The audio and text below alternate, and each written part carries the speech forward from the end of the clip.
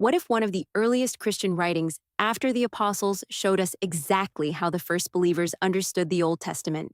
That writing is known as the Epistle of Barnabas. We know almost nothing about the author's personal life.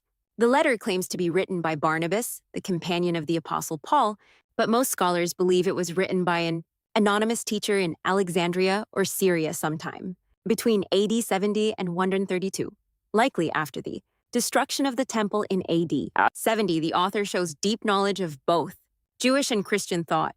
He writes with great zeal and a strong desire to prove that Jesus is the fulfillment of the entire Old Testament. He uses a very allegorical method, seeing almost every detail in the Old Testament as a hidden picture pointing to Christ. For example, he taught that the Jewish food laws were never really about clean and unclean animals, but about avoiding people with certain sinful behaviors.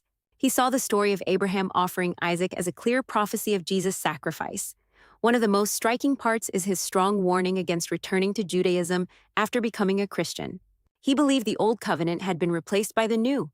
Interestingly, the Epistle of Barnabas was included in the famous Codex Sinaiticus, one of the oldest complete Bibles in existence, 4th century. For a time, many Christians treated it as almost scripture. However, it was eventually not included in the final New Testament canon because church leaders decided it was not written by an apostle or their direct companion, and some of its teachings were considered too allegorical.